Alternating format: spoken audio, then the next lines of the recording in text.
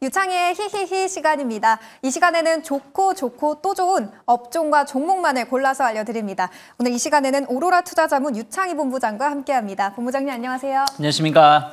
네, 먼저 첫 번째 섹터부터 바로 만나볼게요. 첫 번째로 어느 섹터 기대해보면 좋을까요? AI 쪽을 좀 볼 필요가 있지 않을까 생각을 좀 하고 있는데요. 뭐 서독 다이 말씀드린다면 틈새 시장을 공략할 수 있는 AI 관련해서 소버린 AI를 좀 주목할 필요가 있다 저는 생각을 좀 하고 있습니다.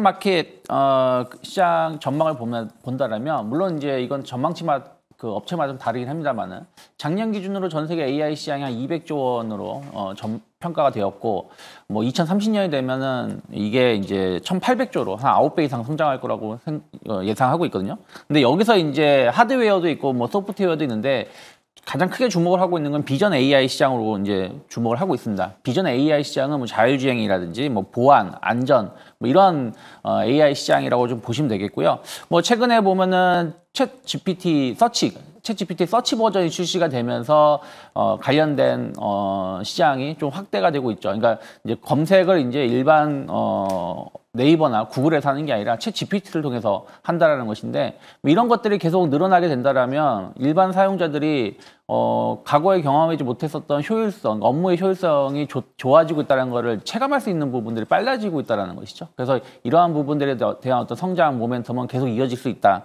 평가를 하고 있는 것 같아요. 그래서 오픈 AI 매출 같은 경우는 2029년에 한 1,000억 달러 정도 이상으로 성장할 것으로 전망을 하고 있는데 중요한 건 여기까지는 뭐 다들 아시는 내용이실 거예요. 왜냐하면 이런 것을 주도하고 있는 거는 마이크로소프트라든지 구글, 메타 뭐 이런 기업들이었으니까요. 근데 우리나라 같은 경우나 뭐 다른 나라 같은 경우는 이 시장에 진출을 하려고 하더라도 워낙에 기술 격차가 크게 벌어져 있다 보니까 조금은 노력은 하지만 그 성과가 잘 안 나오는 부분들이 좀 있거든요. 그래서 이제 각 국가가 준비하고 있는 게 소버린 AI라는 것이죠. 소버린 AI는 뭐냐면 기업 간의 경쟁이 아니라 국가 간의 경쟁이라는 거예요. 아무리 좋은 기술이라고 하더라도 국가가 어떤 정보가 중요한 곳에서는 사용할 수가 없는 부분들이 좀 일부 있다라는 것이죠. 그래서 이런 부분들에 대한 어떤 규제라든지 그 자국만의 AI가 필요하다라는 것이고 또 하나는 이제 대부분 이제 지금 이 AI라는 게 대부분 영어를 기반으로 해서 서비스를 제공하는 거죠. 그거를 다시 이제 한글로 번역하든가 뭐 다른 나라 언어로 번역을 하는 건데 여기에 대한 어떤 문화적 차이 이런 전체적인 어떤 분위기 이런 부분들이 좀 있다 보니까 이것을 조금 개선하기 위해서 또 각 국가가 관련된 AI 시장을 구축을 해야 된다는 겁니다. 그래서 뭐 LLM 시장 같은 경우는 미국이 한 50%, 중국이 한 40% 차지하고 있지만 이 작은 이 소버린 AI 시장은 각 국가별로 조금씩 좀 준비를 하고 있다고 보시면 될 것 같은데 뭐 아랍에미레이트 같은 경우는 작년에 펠컨이라는 LLM 관련된 AI를 상용화를 하겠다라는 얘기를 좀 했었고요. 프랑스 같은 경우도 미스트랄 AI 계약을 좀 프로젝트 시작을 하면서 한 4천억 달러를 투자 유치를 하기도 했습니다. 그러면서 뭐 일본이라든지 뭐 스웨덴 뭐 주요 국가들이 이러한 흐름들을 계속해서 이어가려 하고 있기 때문에 저는 관련된 기술을 가지고 있는 기업들 뭐 방금 앞에서도 삼성 SDS 말씀하셨지만 뭐 엠노라든지 뭐 최근에 솔트룩스라든지 뭐 코난 테크놀로지, 최근에 코난 테크놀로지 같은 경우는 AI 무인기 관련돼서 좀 이슈가 되면서 올라왔었거든요. 그러니까 AI 무인기도 어떻게 보면은 일반 구글 관련된 서비스를 이용할 수도 있었겠지만 이게 국방하고 보안이 중요시 되는 부분들이다 보니까 자체적으로 개발할 수밖에 없다라는 것이죠. 그래서 이런 부분들에 대해서 기술력이 좀 확인되고 있는 기업들이 좀 최근에 이슈가 되고 있기 때문에 관련된 기업들 좀 주목해서 보시면 좋지 않을까 판단을 좀 하고 있습니다. 네, 첫 번째 섹터는 AI였습니다. 2030년에 1,800조 규모로 성장이 전망되는 만큼 장기적으로 계속해서 꾸준한 기대감이 있다는 이야기였는데요. 그럼 관련해서 구체적으로 어떤 기업 살펴보면 좋을까요? 네, 저는 더존 비전을 좀 주목할 필요가 있지 않을까 생각을 좀 하고 있어요.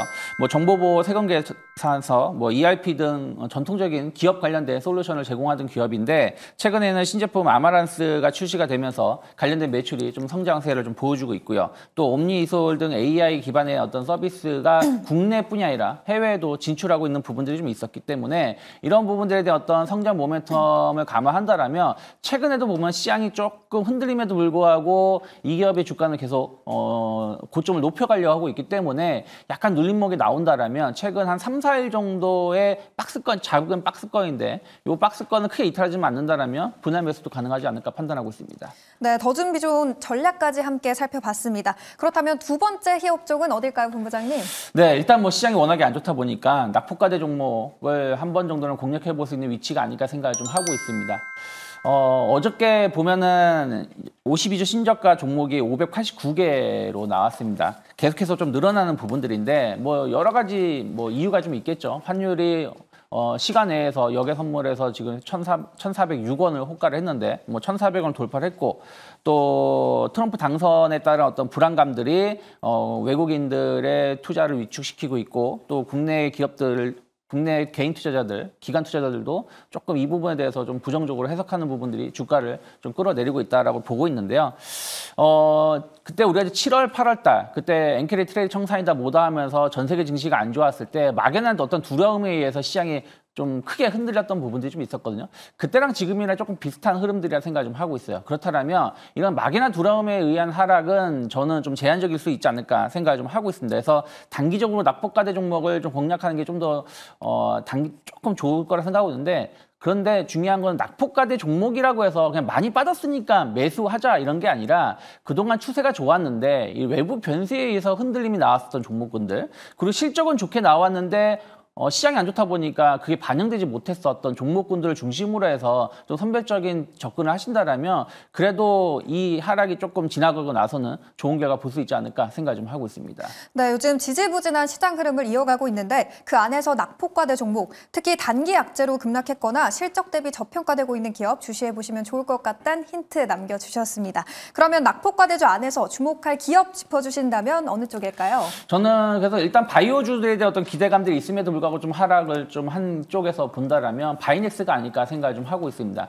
어찌됐든 공화당이든 민주당이든 중국 규제는 계속 이어질 것이고 그럼 생물보안법은 결국에는 저는 계속해서 진행될 거라 생각을 좀 하고 있습니다. 그래서 CDMO 시장에 대한 어떤 성장 기대감 충분히 가져갈 수 있고 지금 공장 생산 캐파 5,000리터가 풀 가동되고 있고 내년 상반기에는 공장 증설에 대한 어떤 기대감들도 있다라는 부분들 주목하시면서 약간 이제 그 저만제 사업이 조금 진입장벽이 좀 높은 제품 라인이라고 합니다. 근데 이쪽에 대해서 바이넥스가 좀 안정적인 매출 성장을 보여주고 있기 때문에 충분히 여기서 추가적인 조금 조정이 나온다? 그러면은 저는 분할 매수 관점으로 접근해 볼 수 있는 기업이 아닐까 판단하고 있습니다. 네, 낙폭과대 종목 중 바이넥스였고요. 그럼 이제 마지막 업종입니다. 어느 섹터 챙겨봐야 할까요? 결국에는 이제 트럼프 트레이드를 우리가 무시할 수 없다 생각을 좀 하고 있어요. 그래서 저는 자율주행 관련돼서 주목을 해보자라고 말씀드리고 싶고요. 어저께 이제 테슬라가 한 8%인가요? 6%가 8% 정도 조정이 좀 나오긴 했습니다만은 네. 뭐 이것이 뭐 상승이 끝났다라고 보는 사람들은 대부분 없는 것 같아요. 미국의 IB 쪽에서도 한 뭐 $400, 뭐 $500 이렇게 전망하는 곳이 많이 있으니까요.